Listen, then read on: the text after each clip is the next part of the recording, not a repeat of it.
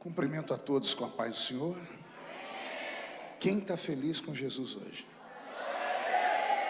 Então encontre uma pessoa bonita do seu lado e dê um sorriso para ela. Ficou difícil? Tem gente que nem vira o pescoço.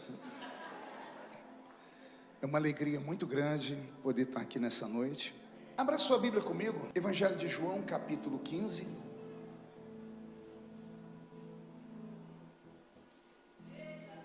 Versículo de número 16. Aos pastores que tiveram esse seminário do sonho de José comigo, Deus abençoe vocês. Sonhe e ouse sonhar. Você nunca irá além dos seus sonhos. João 15, verso 16. Quem encontrou, diga amém. Está escrito: não fostes vós que me escolhestes a mim, pelo contrário, eu vos escolhi a vós outros, e vos designei para que vades e deis fruto, e o vosso fruto permaneça, a fim de que tudo quanto pedirdes ao Pai em meu nome, Ele vô-lo conceda. Amém? Incline a cabeça. Senhor, eu te sou grato pela oportunidade que o Senhor me deu de ser um pregador da tua palavra, e por ter me trazido aqui a essa congregação tão linda, a esse povo tão santo, aos meus irmãos que vão morar comigo no céu. Peço ao Senhor que abençoe o bispo Jeander, a bispa Eliette, o ministério da Igreja Missionária de Deus, por esses 22 anos, que não são 22 meses, nem 22 dias, nem 22 horas, são 22 anos, 2 décadas. E eu fico imaginando, ó Deus, o que eles já passaram para chegar até aqui. Fico imaginando as provas, as traições, as facadas, as noites em que eles não dormiram, os dias que pareciam ser intermináveis pelas perseguições, mas até aqui o Senhor ajudou a todos nós. E eu te peço nesta noite inspiração para falar, não ao espírito dos seus filhos, mas para eu falar à alma deles, porque enquanto eu vinha para cá, o Senhor me falava sobre cura na alma nesta noite. Então fala conosco, é o que eu te peço em nome de Jesus, e todos digam. Quem pode dar a Jesus uma linda salva de palmas? Como é bom estar em família, como é bom a gente estar num ambiente onde a gente se sente bem, né? Olhe para quem está do seu lado e diga: Deus vai falar conosco profundamente. Você crê? Então dê um grito de glória a Deus, por favor. O texto que eu li com vocês é um daqueles textos que coloca a gente de pé em qualquer situação que a gente estiver passando. Eu sempre ouço alguém falar: eu encontrei Jesus, eu aceitei Jesus, quando na verdade é o caminho contrário. Foi Ele que nos encontrou. Quem estava perdido era a gente, não era Ele não, é? Sim ou não? Quem estava perdido aqui? E quem foi que te encontrou? Foi Jesus. Então nós não encontramos Ele, Ele nos encontrou. Aqui nesse texto que eu li, Jesus está dizendo aos seus discípulos: não fostes vós que escolhestes a mim, fui eu que escolhi vocês. Isso aqui é muito forte. Quando esta palavra entrou no meu coração, todos os meus traumas com igreja, com religião, acabaram. Não sei se você sabia, há uma doença que não tem cura. É a ferida provocada pela religiosidade. Pessoas feridas por uma religião raramente conseguem atingir o status de felicidade, de alegria, de vida plena. Elas sempre viverão à mercê de um sentimento de rejeição, de perseguição, de peso. Então a ferida provocada pela religião, ela não tem cura. Eu passei por vários processos na vida quando me converti, mas quando eu li esse texto na Bíblia, quando eu vi Jesus falando com aqueles 12 homens, eu disse 12 o quê? Mais uma vez, 12 o quê? Anote isso. Ele não chama super-homens, Ele não chama Mulher Maravilha, Ele não chama super seres, pessoas que têm dons extraordinários. Ele está pouco se importando se você tem ou não capacidade. Ele olha para o vaso, e o melhor tipo de vaso que ele pode escolher é o vaso que está vazio. O melhor vaso para ele usar é aquele que, quando chega na presença dele, ele tem que quebrar e fazer de novo, porque ele faz do jeito dele, ele faz do modelo dele. Estar vazio é a melhor coisa que tem, porque aí ele vai encher a pessoa. Quantas pessoas vieram no meu tempo, vieram carregadas, cheias de conhecimento, de talentos, não prestou ninguém, porque a pessoa vem estribada em cima do seu dom. Ela tem orgulho de ser o que é e de fazer o que faz. E esse tipo de pessoa tem muita dificuldade no reino, porque o reino não é uma casa de espetáculos, um culto não é um show. Eu não sou um artista, isso aqui não é um palco, isso aqui é o quartel-general de Deus. Imagine que soldados vieram de todos os cantos carregando em suas cicatrizes, porque passaram uma semana, um mês no meio de um campo de batalha interminável. E aí aprove ao capitão deste exército trazer um soldado com mais experiência. O que é um pregador? É um soldado experimentado. É alguém que passou por onde você está passando, ou por coisas muito piores, e sobreviveu. E o que é que eu vim fazer aqui? Contar para você que dá para vencer, que é possível. Você está passando pelo pior momento da sua vida agora, com vontade de morrer, de matar alguém ou de se matar. E se você ouvir com muita atenção o que eu vou te falar até o fim do culto, você vai sair daqui com a vontade de fazer a seguinte oração: Deus, eu quero viver 1000 vidas nessa vida. O desejo de viver está atrelado a você saber o que é que você está fazendo aqui. Existem 3 perguntas que são chamadas de perguntas filosóficas. Todos os filósofos a fizeram, todos os intelectuais a fazem, poucos têm a resposta. São elas: de onde vim, o que estou fazendo aqui e para onde eu vou. O ser humano que consegue a resposta para essas 3 perguntas, ele tem uma vida melhor do que a de todos os outros. Porque se ele sabe de onde veio e sabe para onde vai, ele sabe que está aqui cumprindo uma missão para aquele que o plantou aqui. Aquele que não acredita em Deus, ele não vive, ele vegeta. Aquele tal de ateu, o cético, aquele que acha que conhece tudo das letras, que acha que Deus é apenas uma invenção do homem. Essas pessoas carregam tantas dores, tantas angústias internas, que eu tenho pena delas. Mas uma pessoa que conhece Deus, se encontra com Ele, descobre de onde veio e para onde vai, essa pessoa tem uma vida tão tranquila. Não é uma vida perfeita, mas essa pessoa conhece uma paz que só na Bíblia existe. É a tal paz que excede todo o entendimento. Qual é a paz que excede todo o entendimento? É a paz no meio da guerra. É a paz quando o teto desabou em cima da sua cabeça, quando o chão abriu debaixo dos seus pés, quando o mundo se revoltou contra você e quando você acabou de perder tudo. Como é que uma pessoa cujo teto caiu sobre a cabeça dela, que abriu um buraco e engoliu, que ela perdeu tudo que tinha, consegue ainda se manter viva e de pé? Só há uma resposta: é porque ela sabe o que ela está passando. Ela pode não saber o porquê ela está passando, mas ela tem um outro conhecimento. Pergunte qual? Ela sabe que tudo na vida dela, ou Deus mandou, ou Deus permitiu.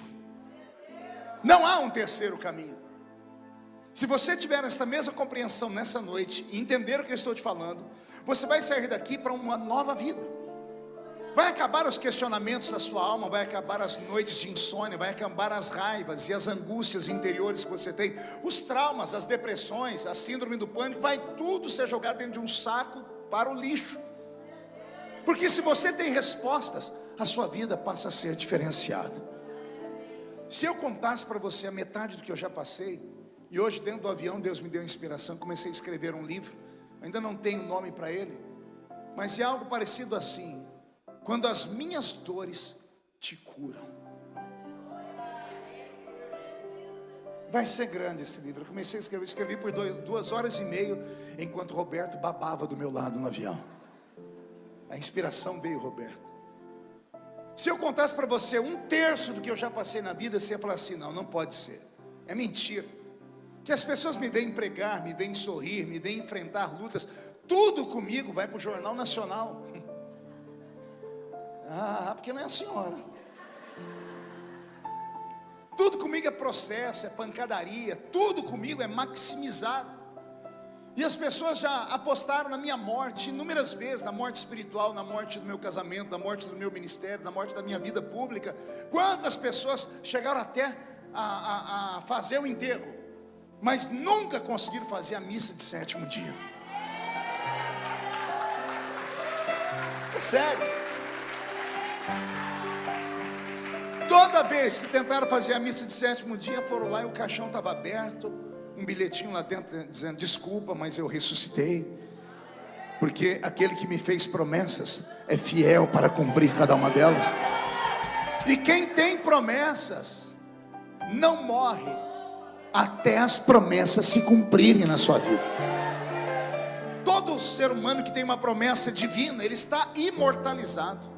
Não tem AIDS, não tem Covid, não tem acidente de carro, não tem afogamento, não tem atropelamento, não tem bala perdida.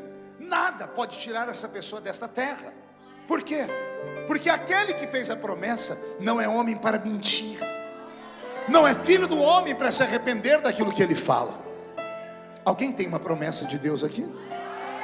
Ah, então por favor, me dê um rosto melhor do que esse.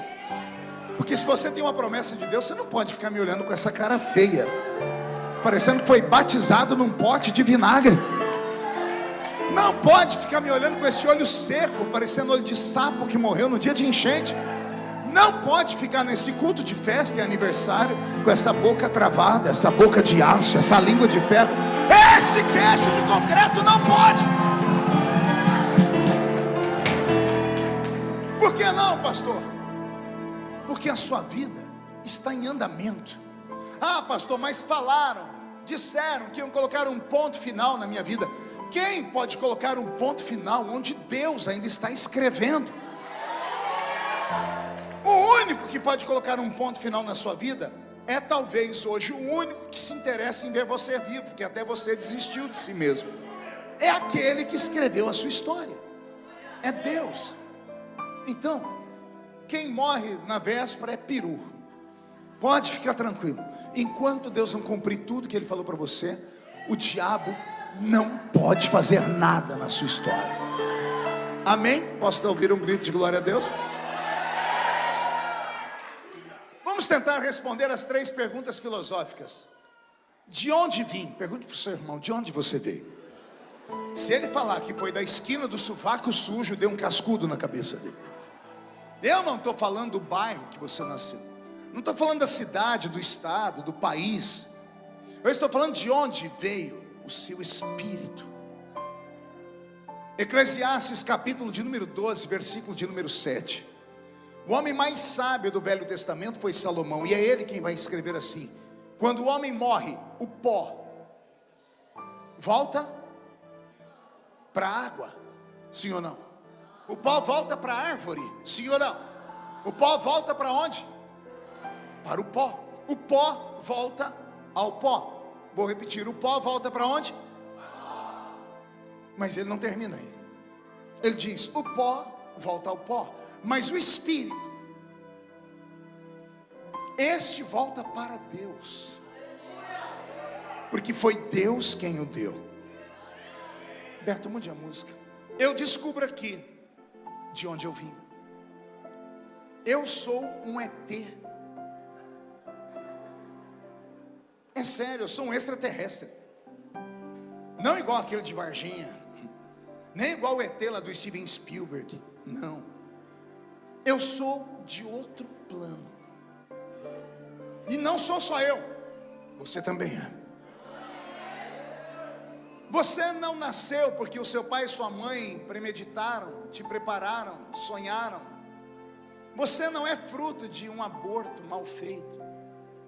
Você não nasceu porque o método contraceptivo do seu pai e da sua mãe fracassaram.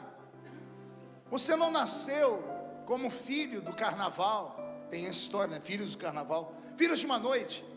onde o pai e a mãe não eram nem pai nem mãe, apenas se usaram e a consequência veio. Você não é nada disso. Você é um sonho divino. Pastor, explico. Deus estava muito inspirado no dia em que Ele sonhou com você. Ele sonhou com você e somente com você. Você sabia que quando um homem ama uma mulher, ele planta milhões de outras vidas dentro dela? A ciência diz que são cerca de 200 milhões de sementinhas masculinas que são plantadas no mesmo lugar. Pelo tamanho da entrada do corpo da mulher até o seu útero, que para nós é muito pequeno, talvez a palma de uma mão adulta estendida, para o tamanho que você foi plantado no útero da sua mãe, é como se você saísse do Rio de Janeiro, da praia, e fosse até o Canal da Mancha, lá na Europa. Essa é a distância calculada pelo tamanho que você foi plantado. Por isso 200 milhões de outros seres. Imagine uma competição de natação. Alguém já assistiu competição de natação? Tem lá várias arraias, está todo mundo lá, cada um no seu pódio. Alguém dá um tiro, todos pulam. Quem chega primeiro vence, sim ou não? Imagine que você foi colocado numa raia dessa. A diferença é que quando você olhou para a esquerda, tinha 100 milhões de nadadores. Quando você olhou para a direita, tinha 99.999.999 outros nadadores. E você, o de número 200 milhões. Todos saltaram juntos e nadaram juntos. Só um chegou na linha de chegada. Você não entendeu, eu vou falar de novo. Você deixou para trás 199.999.999 outros nadadores.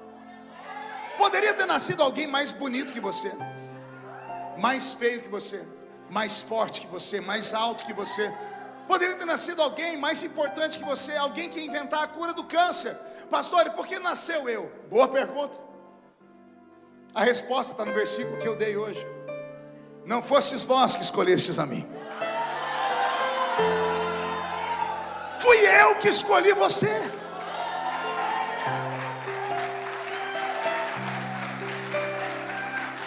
Pastor, essa frase que o senhor falou, essa história é bonitinha, mas isso aí é só para inglês ver, né? Não, está na Bíblia. Salmo 139, versículo 16. Ó Davi escrevendo: tu me sondas e tu me conheces, desde que eu era pequeno e informe. Informe, sem forma. O meu anel é pequeno, mas ele tem forma. O brinquinho que você usa na orelha da sua filhinha, é aquela gotinha de cristal, é pequeno, mas tem forma. O grão de mostarda é pequenino, mas ele tem forma. Davi está dizendo que quando Deus enxergou ele não tinha forma nenhuma. Ele era um amontoado de células. E Deus enxergou ele dentro do ventre da mãe dele. Tu me sondas e me conheces, desde que eu era pequeno e sem forma. Com esta palavra eu quero quebrar as garras do diabo que estão sobre a sua cabeça. Porque ele vive dizendo para você que você é o filho rejeitado, que a sua mãe não te queria, que o seu pai não te queria, que o mundo não te queria, que você nasceu mais feio, que a cor da sua pele não te agrada, que a textura do seu cabelo também não te agrada, que a cor dos seus olhos não te agrada, que você é o resto do resto do resto, que você é o verme do carrapato. Ele fica dizendo isso para você, porque o infeliz do diabo, mesmo não sabendo o futuro, é um psicólogo. Imagine que seres humanos convivem com seres humanos e quando acordam de manhãzinha são capazes de quase adivinhar o que o outro está sentindo. Quem tem filho adolescente aqui? Meus pêsames. Quer dizer, meus parabéns. Alguém tem alguma filha, algum filho que quando a criatura acorda de manhã, ela passa perto de você, você já sabe se pode falar com ela ou não? Você sabe que se você falar qualquer coisa, a criatura vira o gadareno da Bíblia? Já aconteceu isso com alguém aqui? Ora, você não sabe o futuro. E por que você não conversou? Você não sabe o que ia acontecer. Você tem a percepção, isso chama-se psicologia. é ler a pessoa, é entender a alma da pessoa. Se nós seres humanos compreendemos e descobrimos e entendemos o outro, imagine o diabo que derrubou o primeiro homem da terra, que derrubou bilhões de seres humanos ao redor do planeta Terra, desde que o mundo é mundo, que conheceu tudo e a todos. O diabo não precisa saber o futuro para ele olhar para você e ver que você é diferente, que você é escolhido. Como assim, pastor? O escolhido, ele não nasce, ele estreia. Pega esta palavra, é sério. Todos os que estão me ouvindo pregar nessa noite, sem exceção, você não nasceu, você estreou. Porque você nasceu com uma chamada que levou anos, meses, décadas para que fosse revelada, mas enfim ela se revelou a você, e olha você hoje diferenciado. Você nunca se perguntou por que as pessoas têm inveja de você? Você olha para o espelho, você não gosta do que vê, você não sabe se você está de frente ou de costa. É sério, tem gente aqui que é tão chato que ela não olha no espelho para não brigar com ela mesma. A criatura é cri-cri, é barraqueira. É sério. Pastor, e por que eu nasci? Só ele tem essa resposta. Eu te conheço aparentemente falando. O diabo tem uma visão um pouquinho mais abrangente, porque ele conhece muitos homens e mulheres, mas só Deus conhece você de verdade. Por isso ele dá para você uma luta que você consegue vencer. Deus não é injusto. Ele jamais te dará uma cruz que você não vai conseguir carregar. Jamais te jogará num buraco que você não terá força para sair dele. Jamais te deixará numa situação que você não terá força suficiente para romper. Senão seria ele injusto. A luta do meu irmão, pastor, é menor do que a minha, sim, porque ele tem aquele sustento, você é um pouco mais forte. As pessoas não têm inveja de você pelo que você tem ou deixa de ter, até porque tem uns aqui que não tem nem onde cair vivo, com de lá morto. As pessoas não te invejam pelo que você tem, elas te invejam pelo que você é. E o que é que eu sou, pastor? Pois bem, vamos tentar descobrir nessa noite. O diabo, o psicólogo, já sabe o que você é, porque em algum momento da sua vida ele pegou Deus, num dia em que Deus estava lá estressado, num dia em que Deus estava entediado. Deus resolveu abrir a janela do céu, debruçar nela e ficar olhando a terra. Imagina Deus brincando, girando a terra para cima, para baixo, para os lados, continente africano, continente asiático, Europa, Américas do Norte não, América Latina, tá, Argentina não. Ele olhou o Brasil. Ele olhou um amontoado no Brasil que tem árvore pra caramba. Um lugar que as pessoas acham que só tinha índio. Ele resolveu pegar aquele pedacinho de árvore e ir aumentando, igual você faz no Google Maps. Foi aumentando, até que ele chegou no ventre da sua mãe. E o diabo viu Deus enxergar você. Deus não disse uma única palavra, mas não precisou. O diabo viu os olhos de Deus brilharem. Pastor, isso aí é outra invenção sua, né? Não é não, está na Bíblia. Deus está lá debruçado na janela, olhando para a terra, mexendo para lá, para cá, ampliou. Tinha um cidadão ali. Aí chegou alguém aqui, o diabo. Aí Deus disse: e aí, viste tu o meu servo Jó? Homem temente. O diabo pegou Deus olhando para você, para sua família, e para ele foi o suficiente para entender que você será grande, que você será importante, porque Deus jamais apostaria todas as fichas dele em um derrotado. Se homens não apostam em nada que perde, imagina Deus. Você foi um investimento de Deus. Acredita nisso? Ah, pastor, mas eu já fui, já voltei, desviei. Pois bem, você é um daqueles investimentos de risco. Homens fazem investimento de risco. Não sei se você tem aplicação em banco. Se você tem conta em banco, não precisa nem ter dinheiro. Vai lá uma hora, fala com o gerente: eu queria fazer aplicações. Só para você ver a cara dele. Aí ele vai sentar com você, vai todo sorridente, porque ele acha que vai pegar um dinheirinho seu para aplicar. Ele vai dizer: qual é o seu perfil? Você é conservador ou você gosta de risco? A aplicação conservadora é aquela que o juro é tão pequenininho, mas você tem certeza que nunca vai sair dali. A aplicação de risco é aquela que você corre o risco de ganhar muito, mas também pode perder tudo. Se homens fazem a aplicação de risco sem enxergar o futuro, imagina Deus que conhece tudo. O que para mim é difícil, eu sou pastor de igreja, o sangue de Jesus tem poder.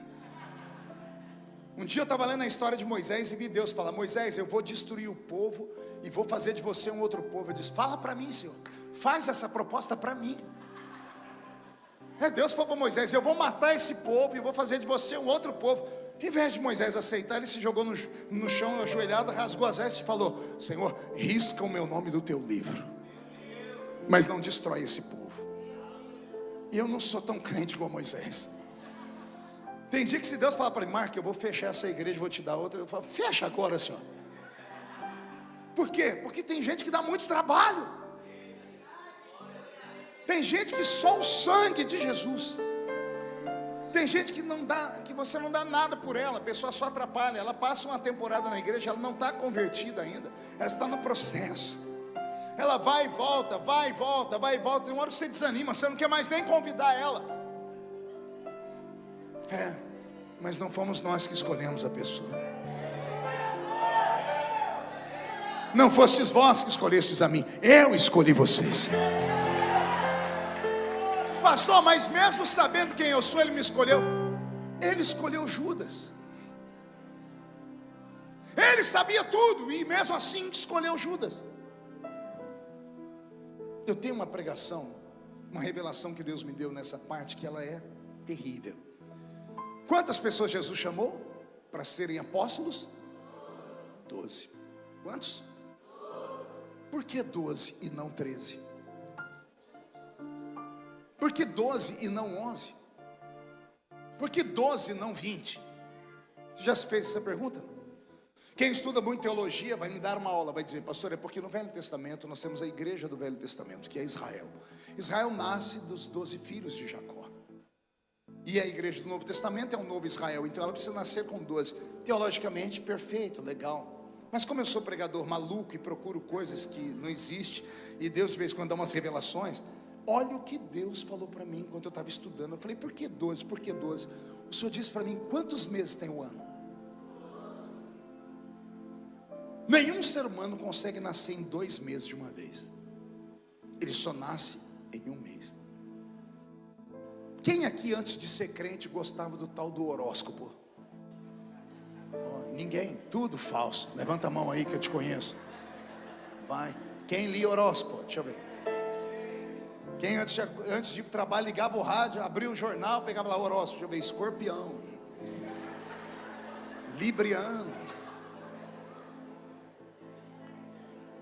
Quem ouviu uma vez o horóscopo e saiu de casa, e tudo que o homem falou no rádio, você leu no jornal, bateu? Levante a mão para eu ver. É sério. Foi exatamente o que o cara falou.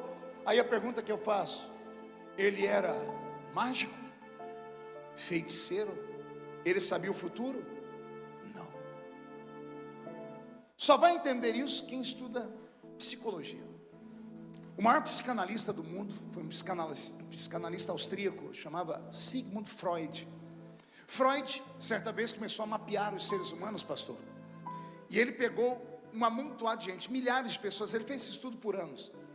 E ele chegou à seguinte conclusão: que de todos os seres humanos, milhares que ele estudou o perfil, traçou o perfil psicológico deles, todos eles se dividiram em 12 grupos. Ele percebeu que todas as pessoas que nascem no mesmo período do mês, elas não são idênticas, não são gêmeas, não são iguais, mas elas têm as mesmas, são propensas a gostar das mesmas coisas. Geralmente elas têm o mesmo temperamento, geralmente elas têm o mesmo foco na vida. Eu nasci no dia 12 de outubro, e eu viajei o mundo, conheci muitos irmãos que nasceram no mesmo período que eu. A gente senta para conversar, a gente gosta dos mesmos filmes, a gente gosta de leitura, Eu gosto de ler, de escrever, de compor. Sou poeta, gosto de escrever poemas. Gosto de música, gosto de artes. Geralmente quem nasce nesse período tem essa mesma aptidão. A que conclusão eu cheguei? Que Deus, quando criou o universo, Ele estabeleceu no cosmos padrões para seres humanos. Embora cada um seja um universo, todas as pessoas nascidas no mesmo período do tempo, geralmente elas têm o mesmo tipo de temperamento. E é o seu temperamento que vai gerar dentro dela o seu caráter. Olha que coisa. Temperamento. Comecei a estudar a vida dos apóstolos. Vasculhei os livros que eu tinha e os que eu não tinha, fui atrás. E pasmem, eu descobri que cada um dos discípulos de Jesus que se transformaram em apóstolos nasceram em um mês do ano. Ninguém nunca tinha me falado isso. Eu cavei a história, fui atrás, peguei livros católicos que só eles têm estudos sobre isso, só eles conhecem os santos, só eles estudaram a vida deles, quando nasceram, em que período morreram. Cada um dos apóstolos de Cristo nasceram em um período do ano. Jesus tinha 12 homens, e esses 12 homens representavam todos os temperamentos que existem na sociedade. Era um recado dele, pergunte qual. Não me interessa como você é. Não me interessa o seu temperamento. Se você é fleumático, sanguíneo, colérico, depressivo, chato, cri-cri, tímido, não importa o seu temperamento. Jesus está dizendo: se cruzar o meu caminho e me der uma chance, eu te transformo em um poderoso ser humano que vai impactar e tocar a vida das outras pessoas. Você consegue entender isso? Não existe homem em que Jesus não dê jeito. Há quem diga que pau que nasce torto não endireita. Só não endireita até encontrar o carpinteiro de Nazaré. O carpinteiro de Nazaré tem uma plana na mão que ele arranca o que está sobrando, ele coloca o que está faltando e ele endireita o ser humano. Eu estou aqui nesta noite para te dizer que você não é fruto do acaso. Estou aqui para te dizer que você precisa deixar esse fardo que você carrega sobre os ombros, de uma vez por todas, para trás. Que fardo, pastor? O fardo da dor de existir. De existir num mundo injusto. Essa tristeza de ter sido criado numa família desajustada, numa família desestruturada, numa família desequilibrada. Todas as vezes que você vê uma pessoa extremamente barraqueira, aquela pessoa que vai xingar, que vai brigar, eu poderia dar nomes, mas se eu der nome aqui de gente que você conhece, depois eu tomo um processo. Ao invés de você ter raiva da pessoa, ore por ela. Porque quando você estuda a alma da pessoa, a psicologia, você vai entender que ela usa como arma de defesa o ataque. Porque a vida toda alguém tentou tirar alguma coisa dela. A pessoa foi abusada. A pessoa sofreu abusos na alma, no espírito, no corpo. Tais pessoas criaram um estereótipo, uma figura que elas não são. Criaram um personagem. Eles não são aquilo. Quer ver uma pessoa assim? Jesus está na beira de um poço. Tem uma mulher tirando água.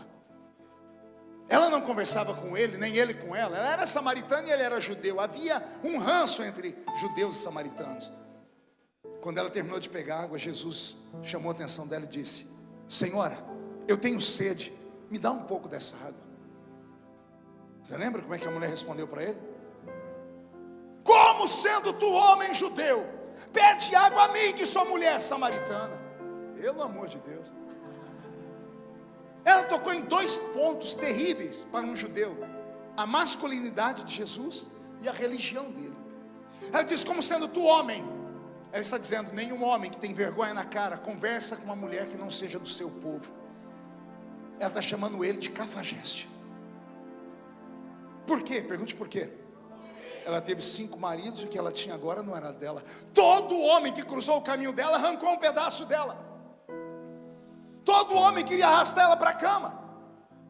Então ela criou essa figura enérgica para brigar com qualquer homem que se apossava dela, porque ela não queria que ninguém mais tocasse nela.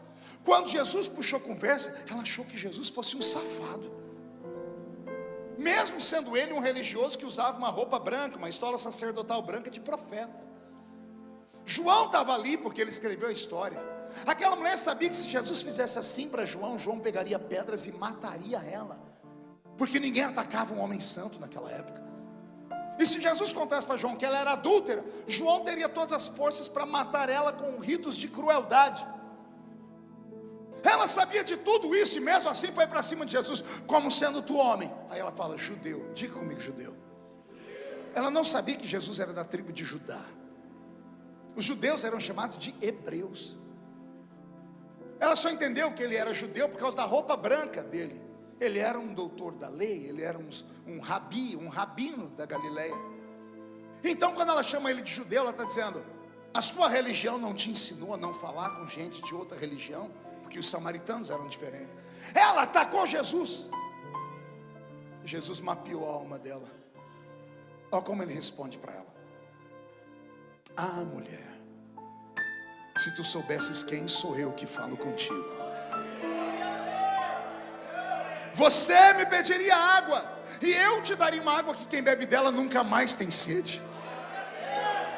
A mulher arriou os 4 pneus, e olha como ela responde a Jesus, mas Senhor. Ela mudou a forma de tratamento. Primeiro chamou Jesus de homem judeu, agora ela chama ele de Senhor. Só reconhecemos alguém como Senhor quando ele é maior do que a gente. Ela reconheceu que ele não era um safado, ele era diferente. Ela falou, o senhor não tem como tirar a água do poço porque ele é fundo. Jesus foi perto dela e disse, a água que eu tenho para te dar não está aí. Eu sou a fonte da água da vida. Quem bebe da água que eu tenho para dar nunca mais terá sede. E ela que saiu de casa como prostituta, depois desse encontro se transformou na maior missionária do Novo Testamento, porque ela ganhou a cidade dela inteira para o reino de Deus. Você entendeu isso? Temperamentos.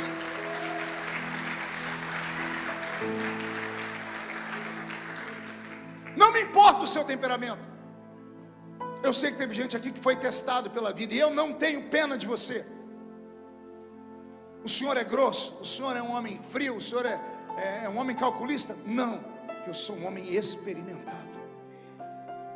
Quando eu não tinha conhecimento disso, todas as pessoas que me contavam uma história triste, olha eu orando pela pessoa a noite inteira.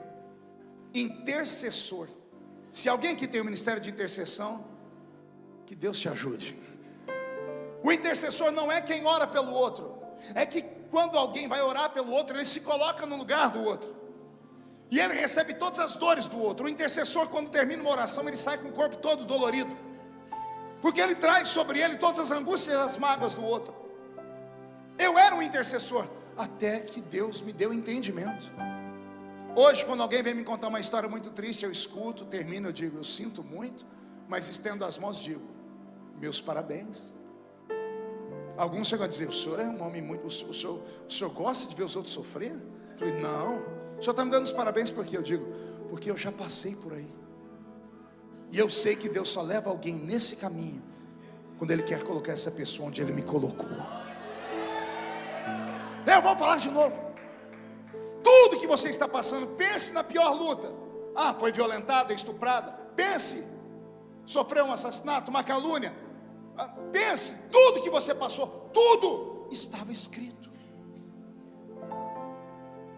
Não tem como fugir da sua história.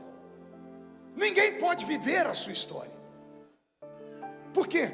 Porque você veio dele. Você não é um sopro de um vento. Você não é um amontoado de células. Você não foi feito em laboratório. Você é um sonho divino. Deus sonhou com você. Pastor, mas eu sofro demais. É porque Ele vai te usar demais. A medida da sua dor é a medida da alegria que Ele vai te dar. Nunca se esqueça que quando Ele diz assim, olha, eu vou fazer o sol e a lua se curvar diante de você, logo na sequência, ao invés de Ele te colocar lá no céu, Ele pega o céu e vira para baixo e faz um buraco em forma de uma cisterna. Aí Ele te joga dentro da cisterna. É o que você vai fazer dentro da cisterna que vai fazer Ele te levar ou não onde Ele te colocou. Aí Deus está te testando, Deus está te provando. Aí vem você para cá com o ombro caído. me olhando com essa cara de paisagem, filosofando o culto inteiro, com um lencinho na mão, enxugando as lagriminhas de crocodilo. O senhor não sabe o que eu passei. Não quero saber. Eu sei que se você está passando, que você aguenta. Eu sei que existem lutas e vales que deixam traumas na gente. Eu sei que existem noites tão escuras que a gente não consegue ver o dia amanhecer. Eu sei que existem vales que não dá para ir com ninguém, tem que ir sozinho. Lembra de Jesus no Getsemane? Lembra dele momentos antes na casa, pedindo para alguém cantar um hino? Lembra antes disso, ele fazendo oração para partir o pão e ele dizendo que um ali ia trair ele? Vamos de trás para frente? Ou de frente para trás, melhor. Ele está lá partindo o pão, angustiado. Ninguém nunca viu ele daquele jeito. Ele sabia o que ia acontecer. Aí ele parte o pão e dá para Judas. E ele diz: aquele a quem eu dei esse pedaço de pão vai me trair. Ele já sabia.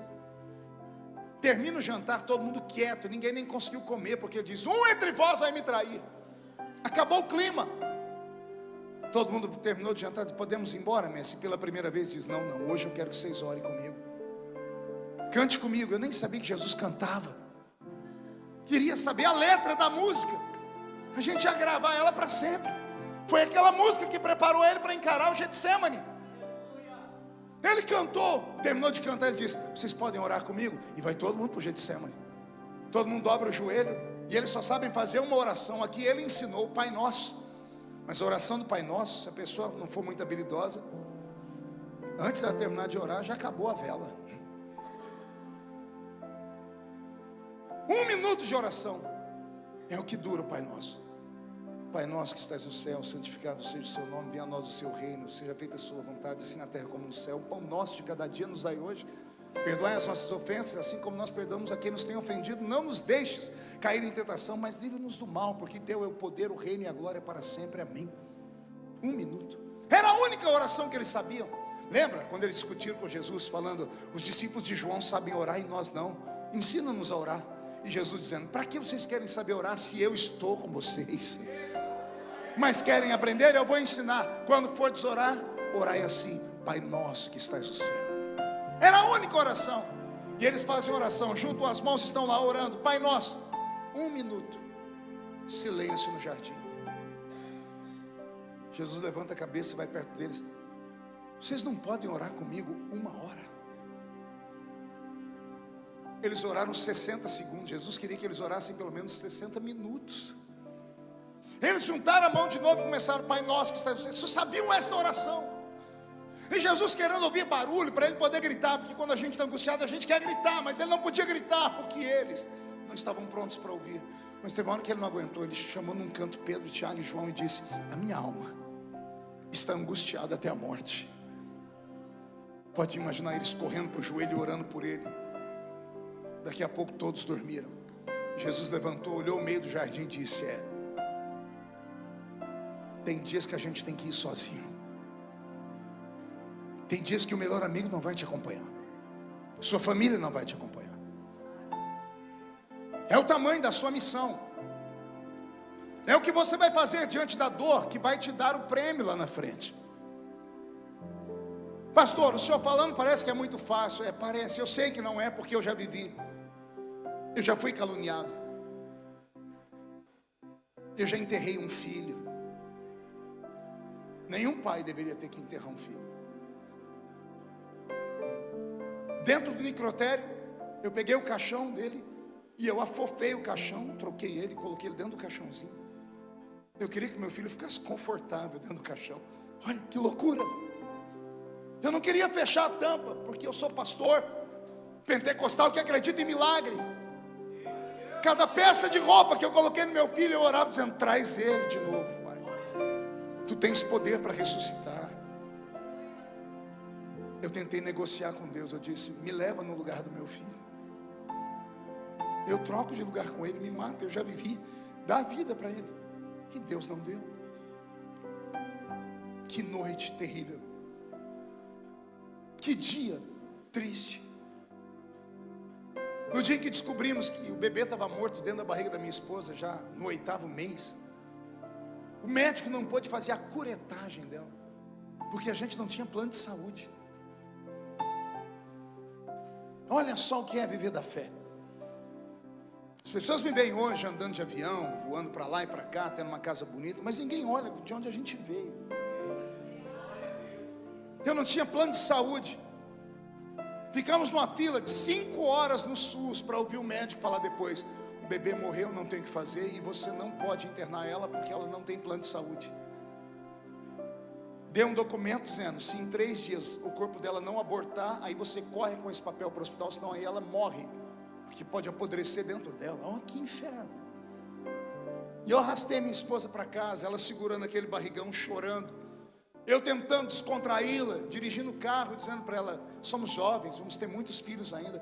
Até que ela deu um grito, agarrou a minha mão e botou na barriga dela e disse: você é o pastor aqui. Você ora por mulheres estéreis e Jesus dá a ela filhos. Você já orou, Jesus levantou paralíticos, cegos viram, surdos ouviram. Ore pelo seu filho. Eu quase bati o carro. Eu parei o carro na pista de madrugada.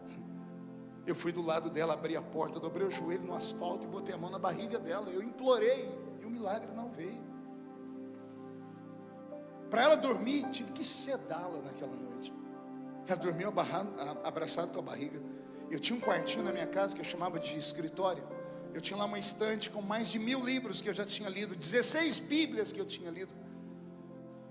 Fiquei procurando a noite inteira alguma coisa ali que viesse me confortar. A Bíblia ficou grande, eu não enxergava nada nela. Os livros não trouxeram nada para dentro da minha alma.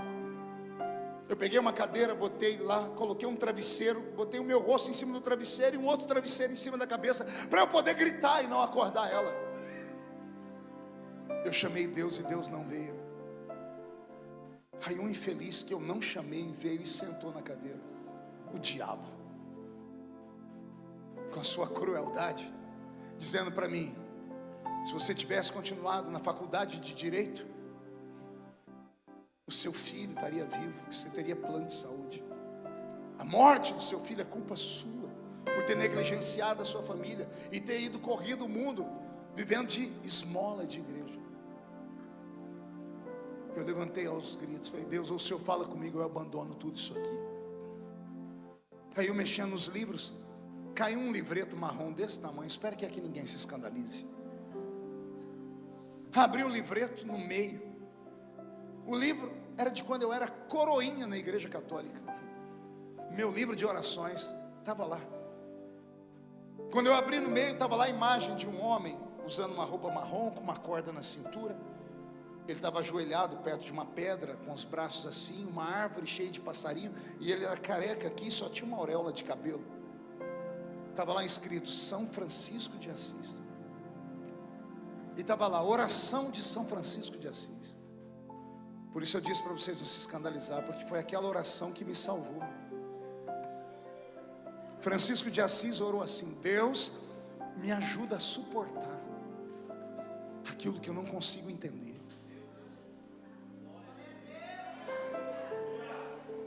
Eu nunca tinha feito essa oração, e naquele dia eu aprendi ela. Me ajuda a suportar o que eu não consigo entender. Deus é tão majestoso que Ele nos fez diferente de tudo. Ele nos dá a habilidade de conviver com a dor. Quando ela chega, a gente quer morrer, e a gente diz: eu vou morrer, não vou aguentar mais. Mas com o passar do tempo a dor vai diminuindo. Hoje, quando eu falo do meu filho, eu ainda choro porque eu sinto saudades, mas eu não sinto mais aquela dor. Olha como Deus é bom, porque Ele poderia ter deixado eu com aquele sentimento até hoje, já teria me matado, ou morrido, ou não sei, feito uma loucura. Por isso que eu estou aqui para te dizer: está tudo como tem que estar. A palavra de Deus para você nessa noite é essa: eu não perdi o controle. Diz o Senhor: eu não perdi o controle da sua vida. Foi no meio dessas dores que eu aprendi que Deus muitas vezes fecha os lábios, mas Ele nunca fecha os olhos. Anote isso. Deus fecha os lábios, mas nunca fecha os ouvidos.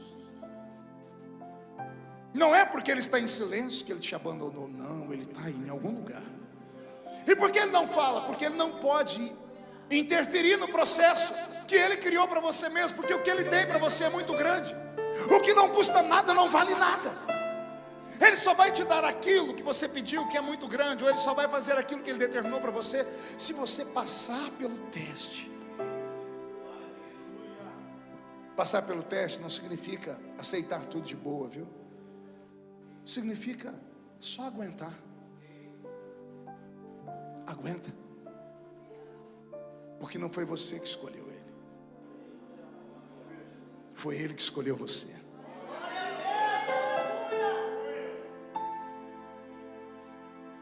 Traumas existem porque somos seres humanos.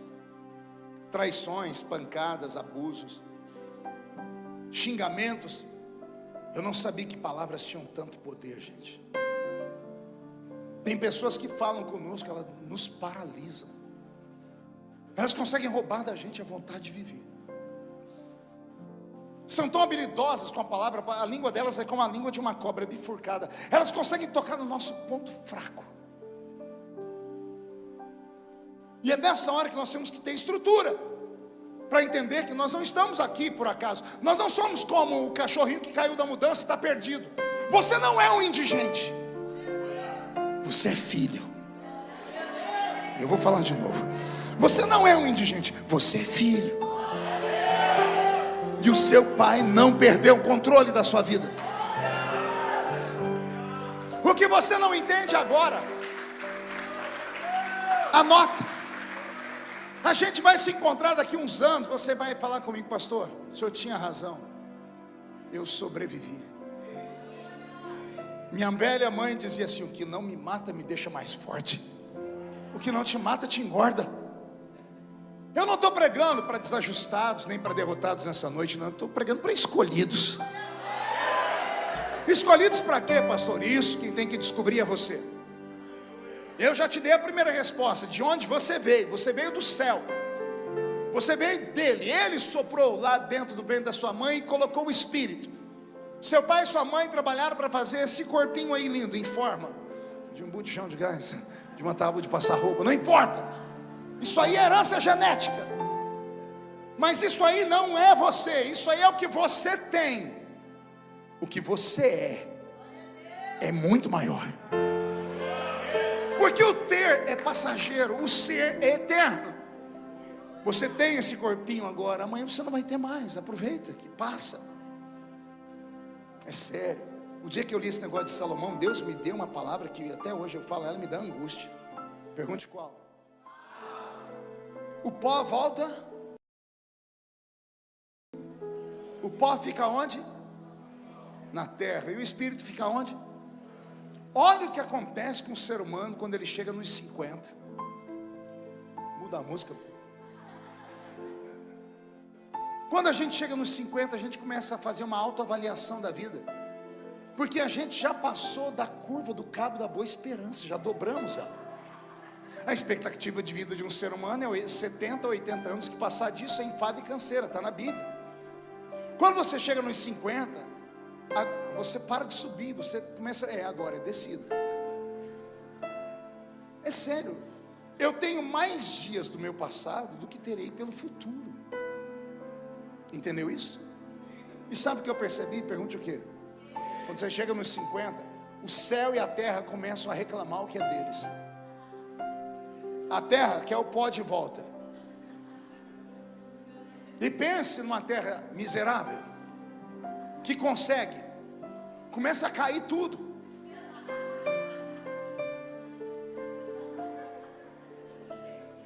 É sério. Vai tudo, é tudo puxado para baixo. O pó começa a chamar: vem cá. Cai o seio, cai o bumbum, cai as pálpebras, cai a bochecha, cai os dentes, cai os cabelos. Vai caindo tudo. A pessoa vai encurvando. A pessoa vai ficando velha, vai ficando para baixo. É automático, o pó está gritando: eu te quero, porque eu te dei. Em compensação, a pessoa quanto mais velha, mais temente a Deus ela fica.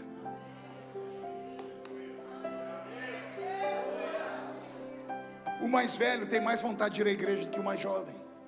Por que será? Pergunte por quê, pastor? O espírito quer voltar para onde ele veio.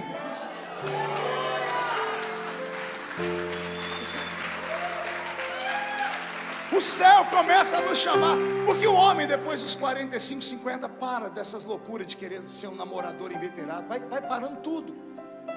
Chega num tempo que você tem que começar a estruturar. O céu começa a te chamar e a terra é aquela briga eterna. Eu tenho uma coisa para te dizer. Eu não sei qual é a sua missão, mas há uma. Eu sei de onde você veio e quero profetizar para onde você vai. Porque a Bíblia diz que o Espírito volta a Deus, mas não diz que ele vai permanecer com ele. Uma vez diante de Deus, o Espírito vai receber uma ordem: vinde, benditos meu Pai, tomai por herança o reino que está preparado desde a fundação. Ou, apartai-vos de mim, malditos de meu Pai, porque eu não vos conheço. Qual é o nosso destino? Ele está atrelado ao que fazemos aqui. Nós somos bem-aventurados. Quantas pessoas que não conhecem Deus? Aí eu estou aqui dentro de uma igreja onde o mais fraco aqui dentro é mais forte do que o inferno inteiro de pé. Ah, pastor, mas eu entrei aqui meia boca, meio caído. É melhor ter você com um pé aqui e um pé lá fora do que você estar com os dois lá fora. Porque estando com um pé aqui e o outro lá, uma hora os dois pés entram e você não sai mais daqui. É o tempo de maturidade. De uma coisa eu tenho certeza: Deus tem coisa grande na sua vida. Quisera eu que Ele me desse a revelação hoje para me dizer para você para onde você vai e o que Ele fará na sua vida, mas Ele não me deu isso. Mas se eu fosse a pessoa que está do seu lado e acreditasse que esse pastor aqui ainda é um profeta, sabe o que eu faria? Eu pegaria meu telefone agora, agarraria a pessoa e diz: vem cá, vamos tirar uma selfie. Isso, finge que é minha amiga aqui. Porque você vai ter que usar essa foto depois para provar para os outros que você conheceu ela. É porque agora ninguém dá nada para você, nem você acredita na sua história. Mas quando Deus te levantar, quando Deus cumprir o que Ele tem na sua vida, quando Ele te coroar, quando Ele mostrar para você que todo o seu sofrimento tinha um porquê, que Ele só estava te provando para te aprovar, aí você vai olhar para trás, vai lembrar desse velho pregador e vai dizer: não é que ele tinha razão? A sua luta, eu repito, é do tamanho da sua chamada, da sua vitória. Se você está sofrendo muito, é porque a sua vitória será muito grande. Para cada noite de lágrimas, haverá 2 noites de gargalhadas. Para cada dia de humilhação, haverá dupla honra. A glória da última casa será maior do que a glória da primeira. E os seus inimigos que vieram contra você, que estavam com você na palma da mão deles antes desse culto começar, receberam mensagens do inferno, fizeram um projeto, estavam com você na palma da mão deles, eles sabiam que você estava perdido nesse carnaval. Quando o culto terminar, eles vão ter que pegar o projeto e fazer assim.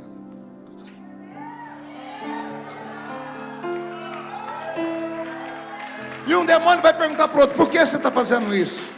E o outro vai dizer: Deus encheu aquela criatura de fé, e ela entendeu que foi Ele que escolheu ela, e não foi ela que o escolheu.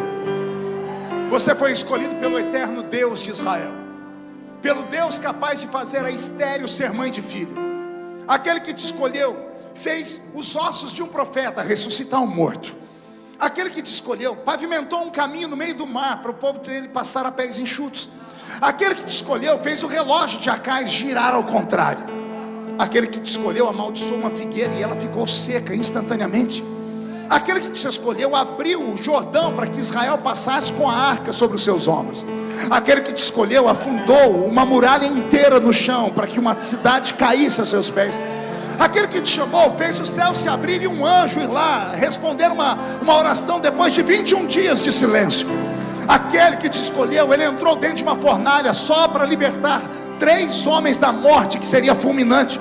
Aquele que te escolheu entrou dentro de uma cova para fechar a boca de leões, só para que aquele Daniel ficasse vivo. Aquele que te escolheu me trouxe aqui hoje para te dizer: não tem homem na terra, não tem demônio no inferno, ninguém pode tirar aquilo que eu tenho para te dar. Só você, só você pode amarrar as mãos de Deus.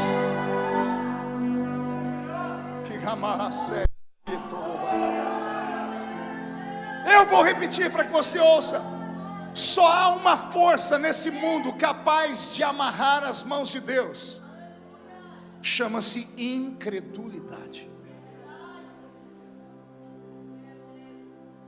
Só você pode impedir Deus de cumprir o que Ele tem na sua vida. Primeiro, porque Ele respeita o seu livre-arbítrio. Deus não vai fazer o que Ele quer fazer na sua vida se você não aceitar, se você não se condicionar. Senão Ele não seria Deus, Ele seria um ditador. E Ele não é um ditador. Ah, pastor, Ele vai pesar a mão em mim? Não, não vai pesar a mão. É que Ele viu o futuro. E Ele sabe que você só presta para isso aqui. Se você sair da presença dEle, você vai bater com a cara no muro. Não é que Ele vai te amaldiçoar. Deus não quer usar ninguém de maneira obrigada, gente. Ele te dá sinais. Ele te deu a chamada. Ele usou o profeta. Ele te deu o sonho. Basta você acreditar ou não. Eu acreditei. Consegue acreditar que eu já fui cortador de cana de açúcar? Você consegue me ver com uma roupa de boia fria? Com 2 meias enfiadas na mão, com um buraquinho feito pela tesoura da minha mãe, porque a gente não tinha dinheiro para comprar luva, para eu ir apanhar café, algodão e laranja. Consegue imaginar eu usando um chapéu de palha? Criança. Ou era isso, ou a gente passava fome em casa. Consegue imaginar esse pastor aqui morando com 12 pessoas em 2 cômodos? Dá para você acreditar que eu sou um dos poucos, talvez um dos últimos, a ser chamado no Brasil de filho bastardo? Sabe o que é um filho bastardo? É o que não tem nome de pai no documento. Hoje é obrigado, nasceu, tem que registrar. No meu documento não tem nome de pai, tem um risquinho lá. Nome da mãe, Lúcia Maria Feliciano. Nome do pai, risquinho. Se perguntar do que, eu te dou um cascudo na cabeça. Como eu te disse, eu fui testado. E eu sei o sabor da vitória quando você permanece. Quando você vê 11.000 demônios te cercando e você gritar para eles: 1.000 cai de um lado, 10.000 cai do outro, eu não posso ser atingido. Quando você vê o inimigo sair contra você por um caminho, ao invés de você fugir, você ficar na frente dele, gritar com ele e ver ele fugir por 7 caminhos, por não suportar a presença que está na sua vida. Eu sei o que é não ter nada e sei o que é ter em abastança, e tudo pela mão dele. As pessoas perguntam: qual é o seu segredo, pastor? Eu não atrasei e não adiantei a minha chamada. É só isso. Eu saí no tempo certo, quando eu ouvi a voz dele. Dá medo, porque é você se jogar do alto de um penhasco não enxergando o fundo. É se jogar pela fé. Eu deixei tudo. O preço foi alto. Eu contei só um para vocês, do filho que eu sepultei. Mas se eu for contar para vocês todas as bênçãos que ele me deu, eu fico às vezes me perguntando como salmista: que darei eu ao Senhor por todos os benefícios que ele me deu? Que darei eu?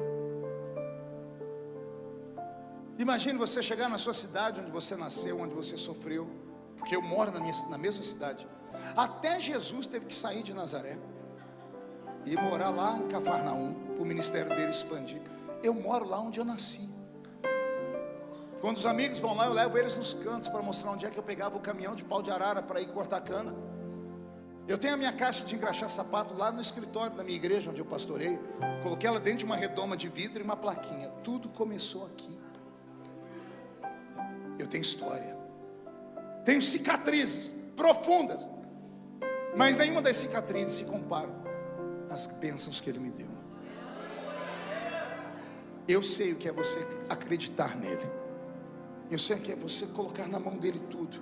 Você não se vingar, deixar que ele te vingue. Você aguentar calado as injustiças. Você carregar no corpo, na alma, ver sua família sofrer e você ensinar a elas. Estamos no centro da vontade de Deus. Aguentemos, para depois ver a vitória chegar. Há um Deus no céu que me trouxe nessa noite, não para pregar, mas para repartir com vocês as experiências de um velho pregador. E por que ele está falando isso justo com vocês? Eu vou ter que perguntar durante a noite, quando eu for orar. Porque por mim eu estava pulando aqui, pregando, igual eu prego sempre, aos gritos, levando vocês ao delírio. Mas o Senhor disse, hoje não. O que Deus está fazendo aqui está marcando você para sempre. Porque o que você precisa está num lugar onde médico não consegue tocar, dinheiro não vai. É na divisão da alma e do espírito. E nesse ambiente só a palavra do Senhor tem vida. Eu não sei quando, mas eu sei que já já vai acontecer um rebuliço na sua vida. Isso, é esse grito aí que vai acelerar o processo. É você começar a atormentar o diabo. Eita, já ouviu falar disso ou não? Porque é ele que atormenta a gente. Não, você vai atormentar o diabo. De que jeito? Você vai sair daqui gritando, sorrindo. Ele não vai entender nada, porque no projeto dele era para você morrer hoje à noite. Era para você se matar, era para você perder o casamento, era para você sair da igreja. Mas você vai sair daqui com vontade de ter tudo de volta 10 vezes mais. Vai dar um nó na cabeça dele. Ele já tomou tudo que você tinha. Sobrou só um caco de telha. E ao invés de você murmurar, ó, você saindo daqui com um caquinho de telha erguido, igual o Oscar, e gritando para todo mundo ouvir: eu sei que o meu Redentor vive. E em breve vai se levantar. Vai se levantar. Quem viver verá. Você crê que eu sou um profeta? Eu vou liberar uma palavra no mundo espiritual agora. Senhor, cumpra ela. Todos aqueles que te humilharam, todos aqueles que te perseguiram, todos aqueles que te fizeram chorar, se você conseguir nesta hora perdoá-los, porque perdoar é uma escolha, ainda que doa, é uma escolha, é um acerto de contas. Se você conseguir perdoá-los, a minha oração é para que Deus deixe todos eles vivos, nem que seja deitado em uma cama. Eles estão proibidos de morrer sem antes verem Deus te honrar. Vou repetir: está traçado, está selado. Isso aqui é um decreto. Quem te perseguiu, quem te humilhou, quem roubou a sua vida, quem te destruiu por dentro, não podem sair desse plano até verem Deus te honrar. Deus vai te exaltar, Deus vai te honrar. Deus vai te exaltar, Deus vai te honrar. Deus vai te honrar e vai te exaltar. Deus vai te exaltar e vai te honrar. Deus vai te honrar e vai te exaltar. Deus vai te exaltar e vai te honrar. Deus vai te honrar e vai te exaltar.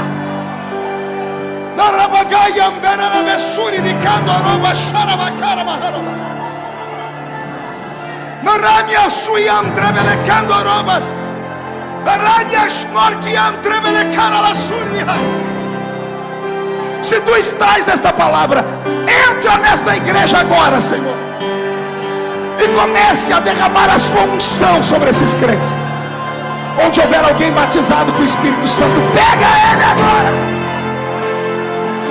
Renova na galeria, renova aqui, renova no altar. Enche, enche. Mostra que tu és o Deus das surpresas.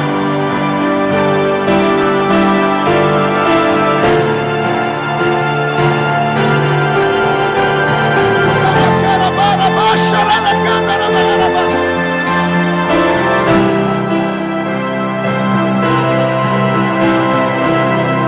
nome do seu Deus é Jeová Jiré.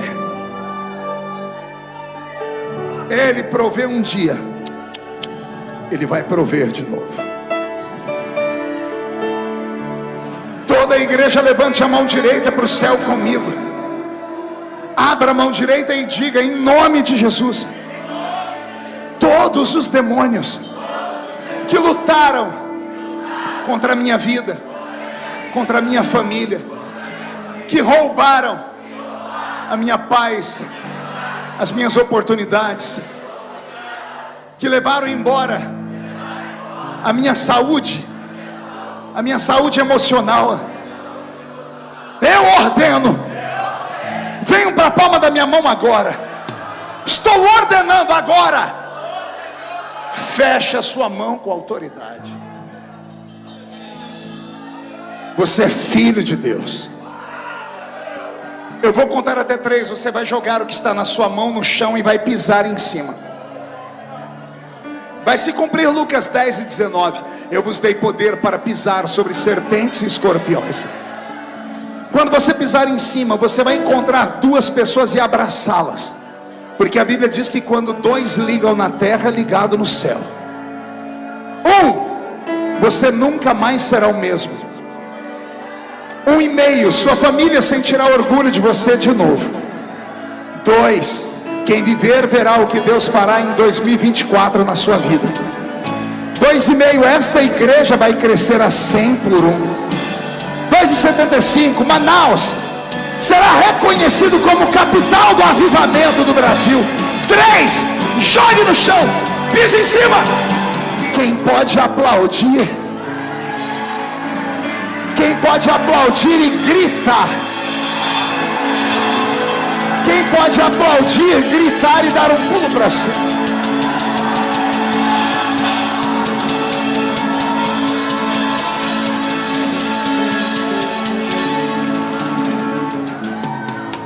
Só para deixar o diabo apavorado, eu vou terminar assim, ó. Sai da frente, Satanás! Estamos em guerra!